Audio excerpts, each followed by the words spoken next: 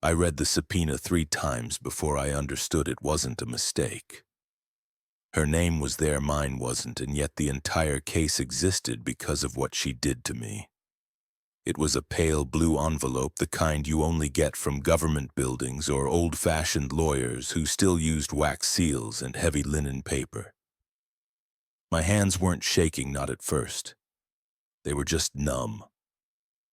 I remember thinking it looked like something from another life, like something that should have landed on someone else's kitchen table in someone else's mail stack. I stood over the sink, the envelope opened clean at the top, and read through the lines until the ink blurred. She was being called to testify. And the case involved the misuse of internal assets, financial irregularities, conflicts of interest. Not criminal yet, but serious. A federal matter, not civil, not quiet. Her name was there. Clarissa Brandt, the woman who had gotten me fired.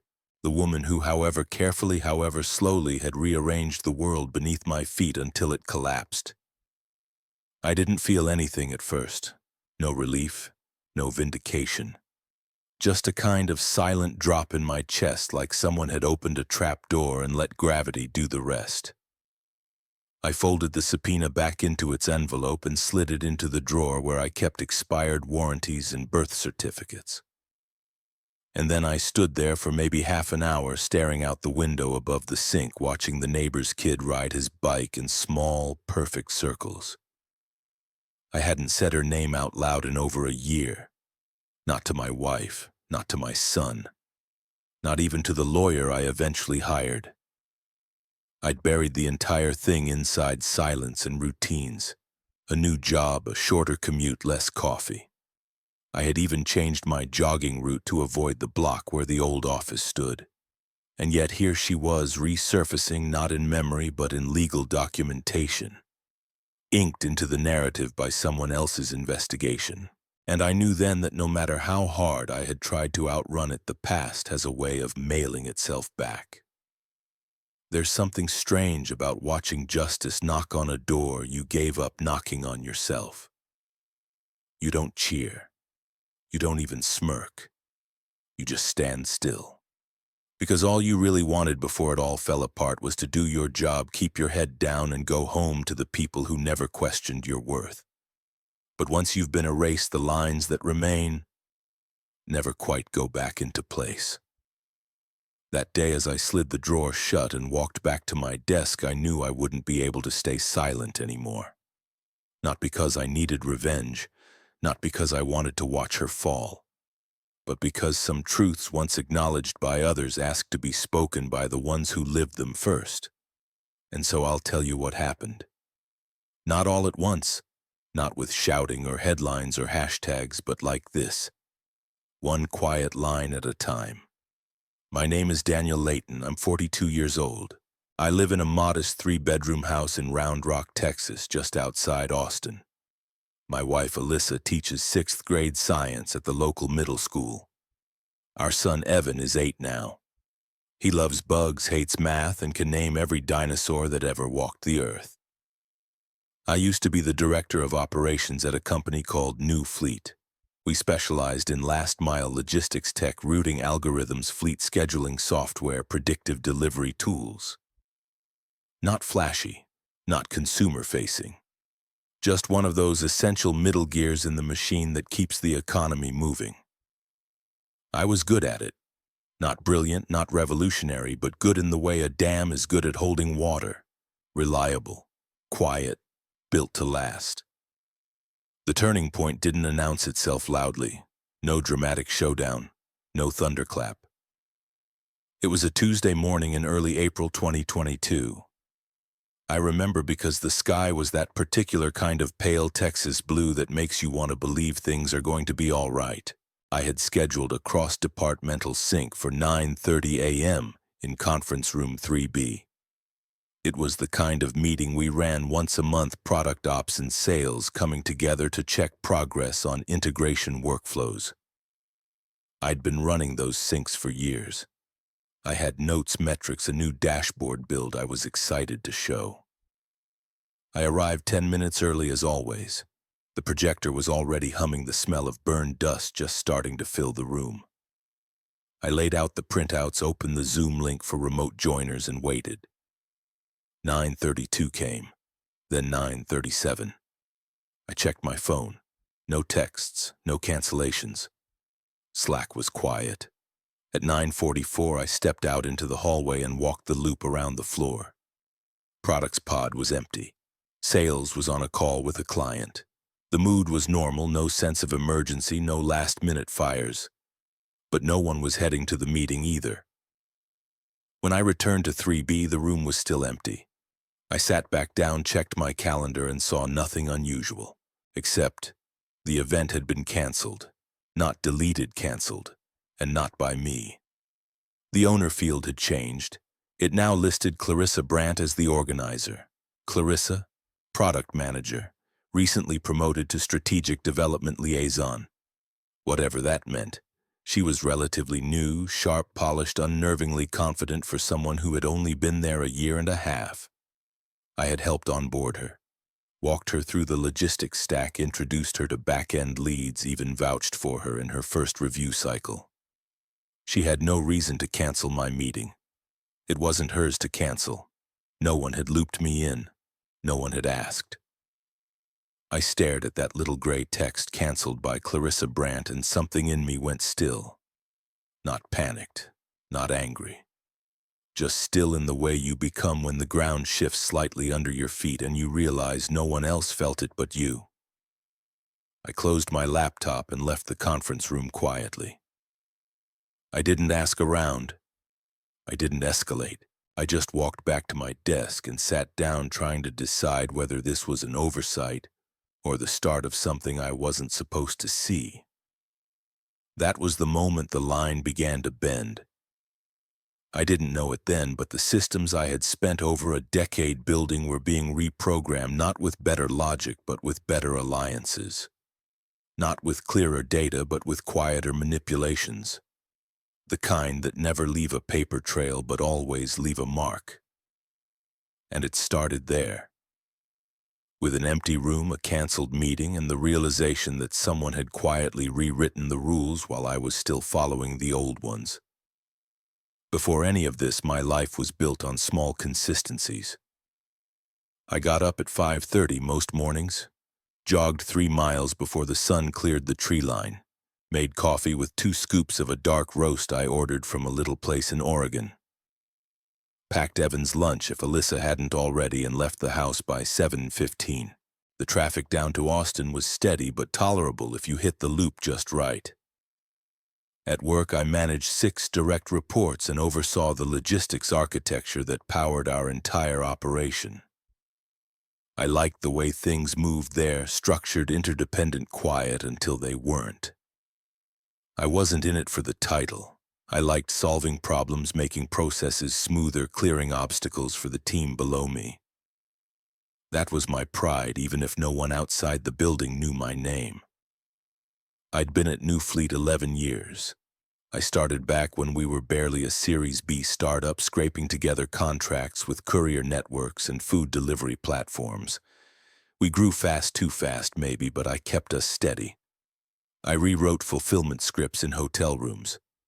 I worked Christmas week when the CTO forgot his login credentials. I carried a lot of water for that place, and I didn't complain. That was the job. My relationship with the leadership team was respectful, if not particularly warm. I wasn't one for office politics. I didn't network, didn't schmooze. I gave honest feedback even when it wasn't fashionable. That made me useful when they needed clarity and inconvenient when they wanted affirmation. But I delivered. Every deadline, every quarter, every migration. Outside of work, my world was small and full. Alyssa and I had been married almost 10 years. We'd met at a teacher appreciation fundraiser I'd volunteered for when my sister dragged me along. She was quiet at first, but sharp, kind in a way that wasn't performative. We built our life slowly: starter apartment, then a townhome, then the place we live in now. 2 cars, a swing set in the backyard, 1 good vacation a year, usually off-season to save money. Evan was born the year we moved to Round Rock, a winter baby. He came early and nothing else in our lives had ever felt so right.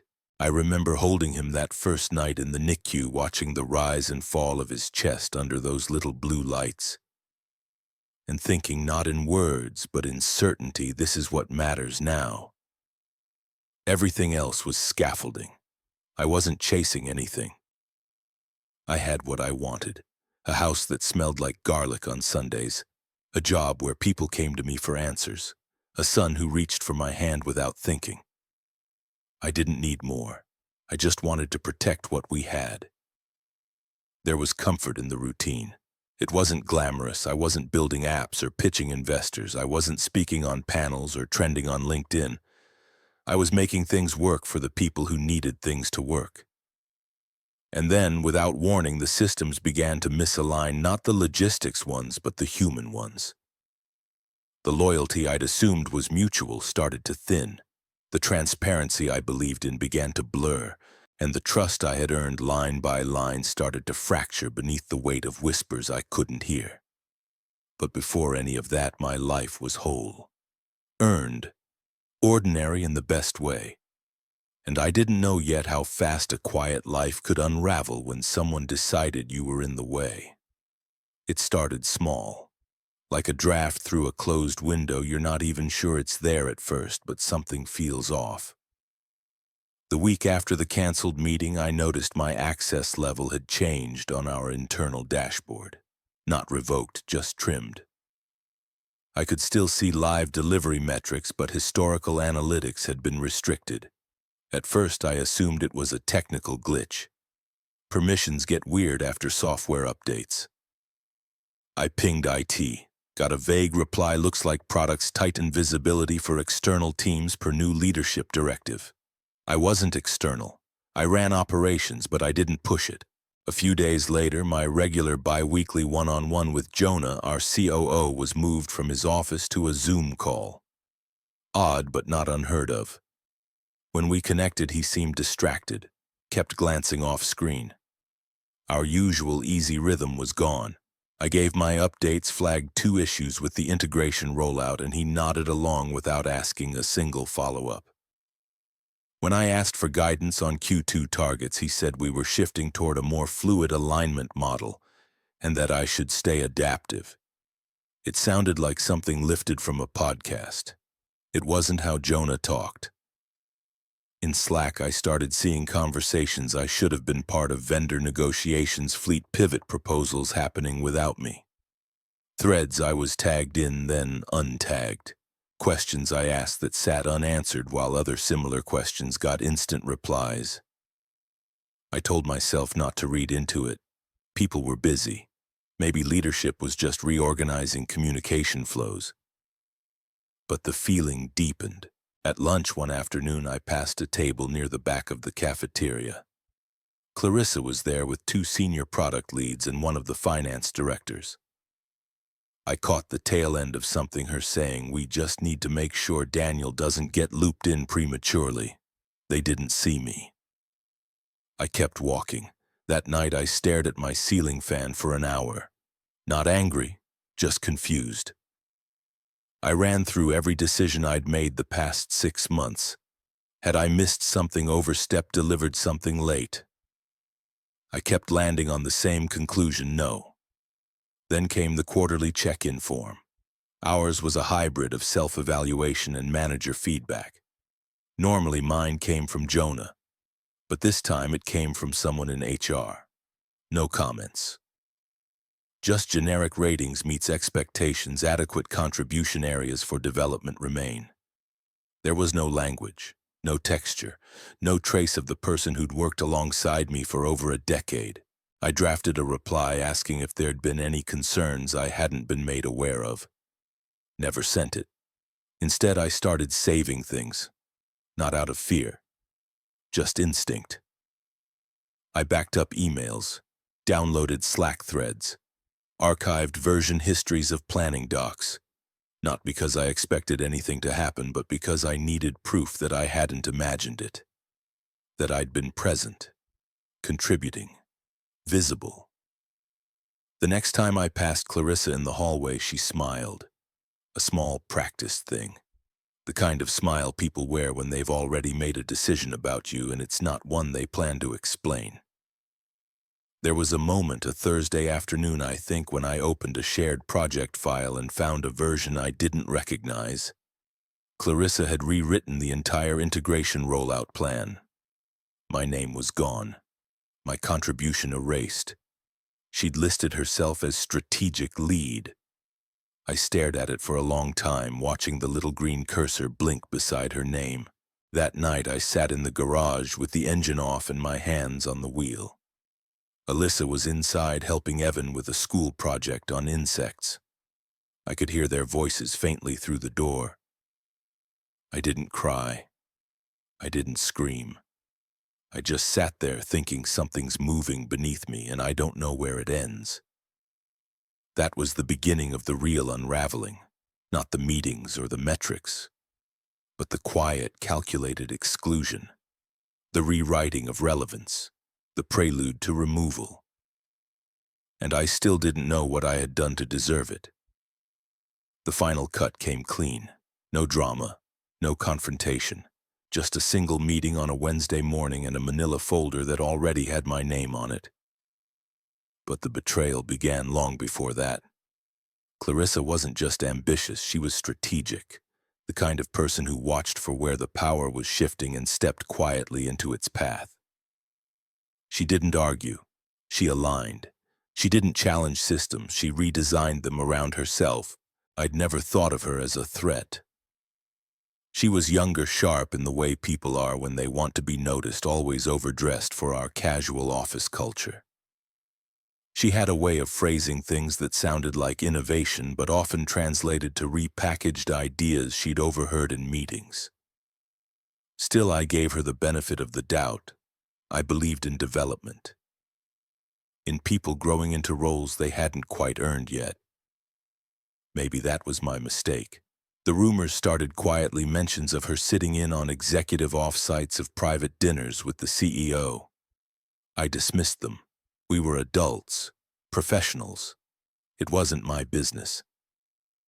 But then she began speaking for me in meetings I wasn't invited to, referring to initiatives I'd led as shared efforts she had helped drive. My proposals showed up under new branding with her name at the bottom. I started seeing her initials in calendar invites I'd never received. She was in the room before I even knew there was a room, and then one afternoon just after 5 p.m., Jonah called me into a glass-walled meeting room and closed the door. He didn't sit. He stood, hands in his pockets, eyes on the whiteboard behind me. "We're restructuring," he said. "Leadership wants to take the logistics arm in a new direction. More integration with strategic product development. Fewer silos." I nodded slowly. "Okay. So what's the implication for ops?" He paused. "Just a beat too long. We're eliminating your position. It didn't register." I asked again. He repeated it, this time with the folder. Severance terms. COBRA details, an NDA so thick it looked like a novella. The company would offer 6 weeks pay, expedited PTO payout, and a non-disparagement clause that extended 12 months post-termination.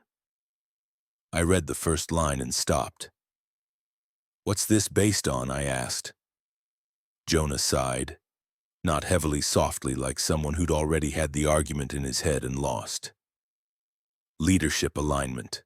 Directional evolution. It's not about your performance, it's just, we're moving on." I didn't raise my voice, I didn't accuse, I just looked at him and asked, "Is this about Clarissa?"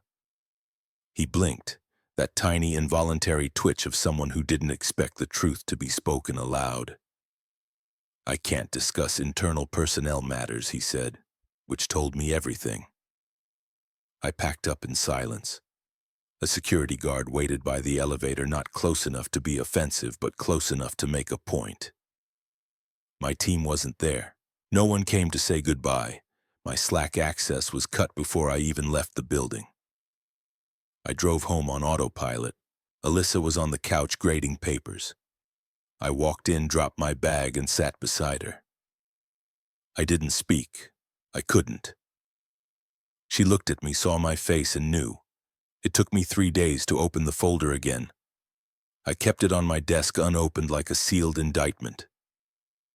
When I finally did, I read the terms slowly. The language was cold, surgical, like they'd cut out a tumor and forgotten it had once been a person. I didn't sleep that week. I kept waking up at 3:17 a.m., heart pounding, some part of my body still believing it had to be in the office by 7. Evan asked if I was sick. I told him I was just taking some time off. He nodded and offered me half his cereal bar. That was the first time I cried, not for the job, but for the moment I realized my son would remember me being home during a time I wasn't supposed to be, and I didn't know yet how to tell him why. The days that followed were shapeless. I'd wake early out of habit and sit on the edge of the bed staring at the floor like it might eventually offer instructions. Alyssa left for school around 7. Evan was quieter than usual, sensing something even if he didn't have the words for it. I drove him to school each morning, waved at the other parents, then circled the block once or twice before heading home. There's a kind of grief that doesn't come with loss, just displacement. I hadn't lost a person. I hadn't lost my health or my home. But I had lost my place, my rhythm, my standing. And it left an ache I didn't know how to name. I didn't tell anyone right away. Not my friends. Not even my brother. I couldn't stand the pity, the well-meaning advice, the subtle disbelief that something like this could happen without some missing piece, some unspoken flaw I'd failed to acknowledge. But I knew better. I knew the betrayal wasn't about incompetence or misconduct. It was about power. And once you fall outside the new circle, your past contributions become irrelevant. You become invisible by design. So I started keeping track. I dug through old emails looking for timelines. There it was, my original logistics framework, dated and time-stamped weeks before Clarissa's version. There were email threads showing her asking for clarification on processes she later claimed to have designed. Slack conversations where I walked her through integrations line by line. I screenshotted everything, saved PDFs, labeled files. I wasn't planning a lawsuit. I didn't want money, but I needed the truth to exist somewhere outside of my memory. Then came the finance thread. Buried deep in an archived Slack export, I found a conversation from 6 months earlier. Clarissa had flagged an invoice from one of our third-party fleet vendors. She suggested rerouting it through a shell entity for tax efficiencies. The language was vague, full of euphemisms. But the implication was clear: she was laundering vendor costs through a subsidiary that didn't officially exist. That was the first time I felt something other than grief. It wasn't anger yet, just clarity, a kind of stillness that comes when the fog starts to lift. I created a private document, one long file where I pasted every thread, every invoice, every discrepancy I could verify.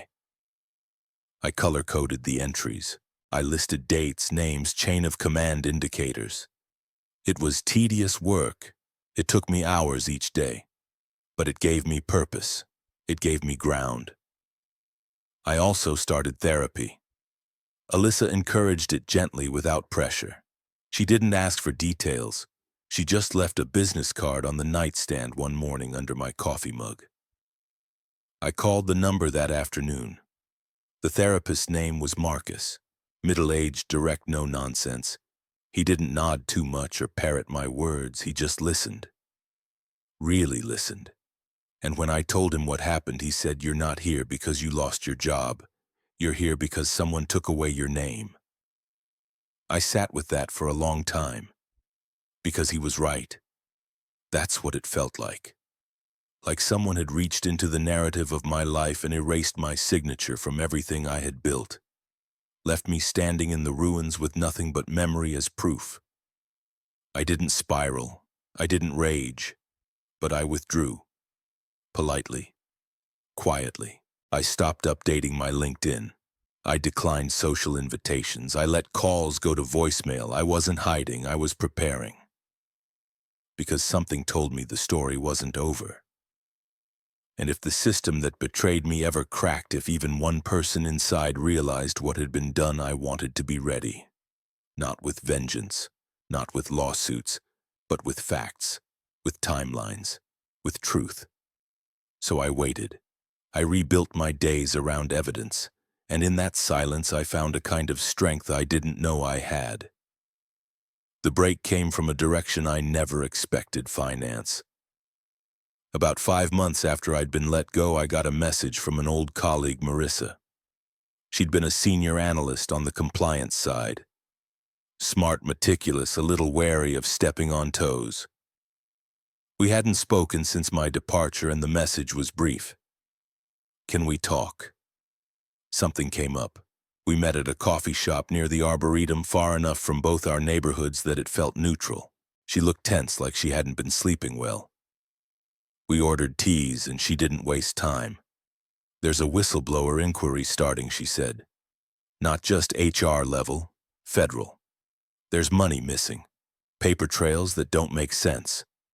I didn't react, just waited. "Your name came up, not in the allegations, in the documentation, in a Slack export from over a year ago.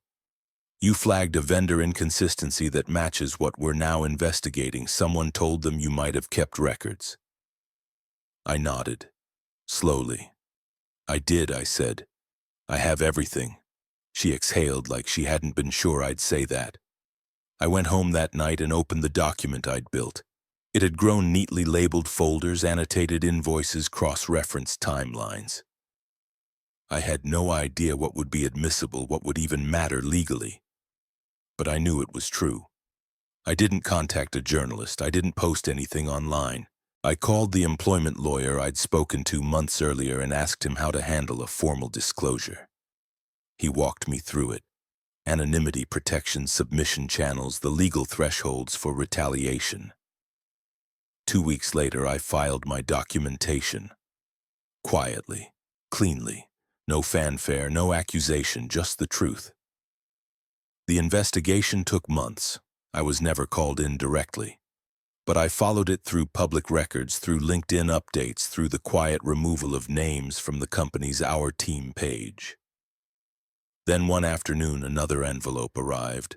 This one wasn't addressed to me directly. It came through my lawyer. A copy of a federal subpoena issued to Clarissa Brandt. She was being called to testify in a financial misappropriation case. Multiple entities were named. The company itself was under formal review. Several contracts had been frozen. I didn't smile. I didn't celebrate. I just sat at the kitchen table and stared at the page. The name of the man who'd fired me was in the margins. So was Clarissa's. Mine wasn't. And that somehow was enough. Around the same time, I got a job offer from a smaller firm, logistics tech again, but with a tighter team and a clearer mission. I took it. Lower salary, no title bump, but peace. Actual peace. My new boss doesn't ask where I used to work. He doesn't need to. I show up, I deliver, and that's all that matters. Sometimes I pass the old office on my way into the city. The building looks the same, but the people are different. Most of the senior staff I knew are gone. Some left on their own. Some were shown the door. The CEO stepped down amid the audit. Clarissa is still employed for now, but her days of quiet control are numbered. The system didn't collapse. It just shifted. The truth didn't explode. It surfaced, not with a bang, but with a quiet, steady tide that even the most calculated strategist couldn't outrun.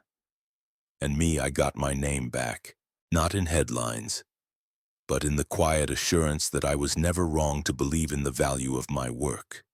They tried to write me out, but the record is there now, permanent, verified, and theirs to answer for. It's been over a year now. The days are quieter, steadier. I wake up before the alarm again, but not out of anxiety, just rhythm. Evan's taller now. His shoes are by the front door, no longer small enough to mistake for Alyssa's. He asks deeper questions, not just about insects or dinosaurs anymore, about fairness, about why people lie, about how someone can be right and still lose. I answer carefully. I take longer pauses than I used to. Some mornings I still think about the version of me that sat in conference room 3B waiting for a meeting that would never happen. The man who believed in process and earned merit in the loyalty of systems that pretended to be neutral. I don't resent him. He wasn't naive, just honest. And honesty in a place that rewards allegiance over truth becomes a liability. The silence that followed my departure taught me something I hadn't learned in over 2 decades of working. That dignity isn't a posture. It's a discipline, a quiet one. It doesn't scream, doesn't demand attention. It waits. It endures. It makes room for the truth to arrive on its own schedule. When I see Clarissa's name in court filings, I feel nothing. No victory, no satisfaction, just distance. Like watching a storm you've already survived roll across someone else's sky. She's not the villain of my story, she's just the fulcrum. The thing that tipped the weight I didn't know I was carrying. The real antagonist was something larger, an ecosystem that rewards performance theater over principle. That treats people as movable assets until they become inconvenient. That uses the language of innovation to mask old patterns of consolidation and control. But even that isn't the point. The point is this: I'm still here. I still walk into rooms with my back straight. I still solve problems for a living. I still tuck my son in at night with the full knowledge that he sees me as steady, even if I've wobbled more than he'll ever know. There's a ledger we all keep inside, a running total of who we are when no one's watching. And for a while mine was out of balance. Not because I failed, but because someone tried to subtract my worth without leaving fingerprints. Now the math holds, and if anyone reads this not out of curiosity but because they recognize something in it, then let me leave you with this. If this story felt familiar, I hope you know you're not alone. I don't tell it for attention. I tell it so the next man doesn't think he's the only one. Share this with someone whose silence deserves to be heard. Every view brings another voice out of hiding. And for what it's worth, I'm okay now. Not because they made it right, but because I remembered who I was before they tried to tell me otherwise. That's all. That's the letter closed.